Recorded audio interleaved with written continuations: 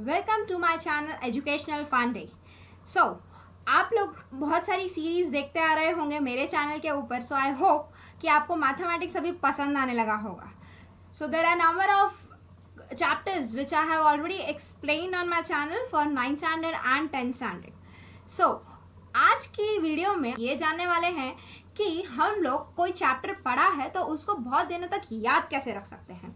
So let's have a look. आप अपने सामने अपनी स्क्रीन पर ये देख पा रहे होंगे कि एक माइंड मैप तरीके का कुछ चीज़ है फॉर अ पॉलिनॉमियल्स, जो कि आपको चैप्टर का नाम दिख रहा है इसीलिए मैं बता रही हूँ। तो पॉलिनॉमियल्स का हम लोग पढ़ चुके हैं मेरे चैनल पे पूरा का पूरा पॉलिनॉमियल्स का chapter for 9th standard. This is basically for 9th standard, तो वो डला हुआ है and you can check out the videos if you haven't done till yet.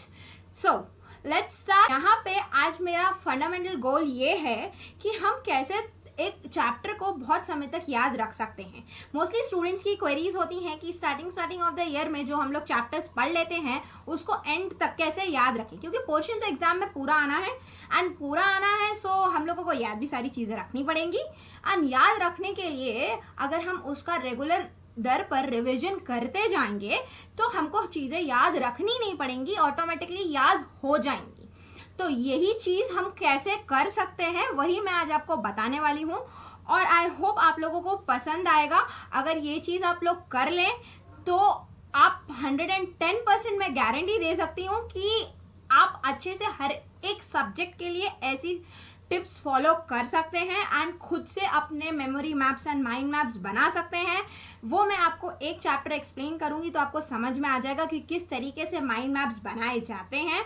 And if you see, ये माइंड मैप आपको दिख रहा होगा कि टाइप करा हुआ है, बट मेरी मानेंगे तो माइंड मैप्स हाथ से बनाएंगे एंड खुद के हाथों से बनाएंगे तो वो बहुत लंबे समय तक याद रहेगा। Now let's start with a memory map which we have in front of you and let's see कि how we can memorize the things very quickly within 5 minutes।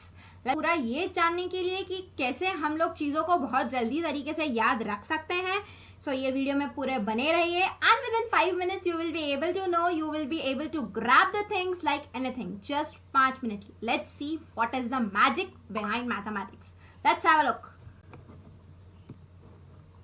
So you all people can see here the branching for the polynomials। हम लोगों ने जो polynomials chapter पढ़ा उसमें आप लोगों ने सबसे पहले ये पढ़ा था कि polynomials किसको बोलते हैं, polynomials कितने टाइप्स के होते हैं, what are the zeros of the polynomials, what are the remainder theorem, factor theorem and algebraic equations। So these were the typically 6 parts of the chapter। तो इसको याद रखना है, मतलब कि अगर आपको 6 पार्ट याद है कि हमको चैप्टर में क्या क्या पढ़ाया गया था, आपने उतना याद रख लिया, you are done with the things। Let's have a look on this। So what is polynomial means? You can see the branching। The standard form of the polynomial is f of x। हम लोग लिखते कैसे हैं polynomial को? an x raised to n plus an minus 1 x raised to n minus 1। So you may get confused with this equation, so you can write it like a1 x cube plus a2 x square plus so on। तो हम लोग यही x cube x square plus x plus constant। So this is the fundamental of writing the standard form of polynomial। तो ये चीज़ आपको याद होगी तो आप लोग definition आराम से लिख सकते हो, जस्ट आपको standard form लिखना है, या polynomial definition is done। Now the types, there were 2 types of polynomials। We were be classifying in the form of terms and degrees। terms के basis पे जब classify करते थे तो 3 टाइप के थे, that is monomial, binomial, trinomial। monomial मतलब जिसकी एक टर्म, that is example भी दिया है 6x। binomial जिसके 2 टर्म 6x plus 4। trinomial जिसके 3 term 6x square plus 3x plus 4। So I hope these are the 3 classification for the terms। Now degree में भी हम लोग पॉलिनॉमियल को 3 हिस्से में क्लासीफाई करते हैं, that is linear, quadratic, cubic. Linear means जिसका degree 1, that is 4x plus 1, it has an highest degree 1। quadratic which has a degree 2, highest degree as 2। so you can see in the example it is x square, 4x square, so the degree is 2। cubic have a degree of highest 3। so let's move on to the another type of the thing, the another section of the polynomial is zeros of the polynomial। zeros of the polynomial क्या होता है, जो कि कोई भी ऐसी value आपने equation में डाली जो कि आपकी इक्वेशन को सेटिस्फाई कर दे एंड जीरो बना दे, उसको बोलते हैं जीरो ऑफ द पॉलिनॉमियल। वही चीज मैंने इधर लिखी है, number that satisfies the equation. Example the number that satisfies the equation. What is the example? P of x is 4x plus 2. तो ये इक्वेशन को जो भी x की वैल्यू सुटेबल करेगी उसको हम बोलेंगे जीरो. तो क्या करेंगे, इक्वेशन को जीरो के अलॉन्ग रखेंगे, x की वैल्यू निकालेंगे -1/2. सो -1/2 is the zero of the polynomial. So that's it. आपको अगर यदि ये इतनी चीज याद है कि जीरो ऑफ द पॉलिनोमियल किसको बोलते हैं, ये एग्जाम्पल याद है, तो आपको कुछ भी एग्जाम्पल दे दिया जाए, आपके फंडामेंटल्स क्लियर होंगे कि जीरो ऑफ द पॉलिनोमियल बोलते हैं किसको है और करना क्या है. इक्वेशन को जीरो रखना है, काम खत्म. Now when we move to theorems part, so we have learned two theorems in the chapter, that is the remainder theorem and the factor theorem. So remainder theorem tells you कि आप कोई भी equation को अगर यदि किसी भी number से डिवाइड करते हो और उसके बाद जो नंबर आता है that is nothing but the remainder, जैसे कि हम लोग नॉर्मल डिविजन्स में करते आते हैं. So let's see, the definition tells if p of x is a polynomial of a degree 1 n greater than 1 is divided by x minus a, then p of a is the remainder. Then p of a is the remainder. So this is the definition which we have already learned. तो reminder क्या है, जिसे भी हम लोगों ने x minus ए से divide किया तो a जो बच रहा है that is a reminder for the given polynomial. उतना ही याद रखना है. फैक्टर थ्योरम भी कुछ वैसा ही बताती है. If p of x is a polynomial of the degree n greater than 1, then we have two cases over here. x minus a is a factor of p of x, then p of a is 0. मतलब x minus a अगर यदि उसका factor हुआ तो remainder zero आने वाला है. तो मतलब कि आपका रिमाइंडर नहीं बचेगा and reminder will be zero and the polynomial equation would also be zero for that equation. Now if p of a is 0 then x minus a is a factor of p of x. अगर आपकी equation already zero आ रही है, कोई आपको ऐसी equation दे दी गई and suppose उसका 2 root है and it comes out to be, आपने इक्वेशन में रखा 2 तो आपको जीरो मिल रहा है मतलब कि आपका 2 जो है वो इक्वेशन का फैक्टर हो गया. So that's so simple.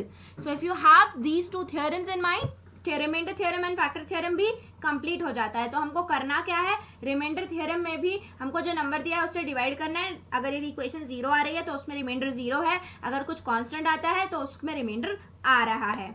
Now the next part of it is the algebraic equations, जो कि बहुत बड़ा पार्ट है, बच्चों को बहुत डिफिकल्ट लगता है.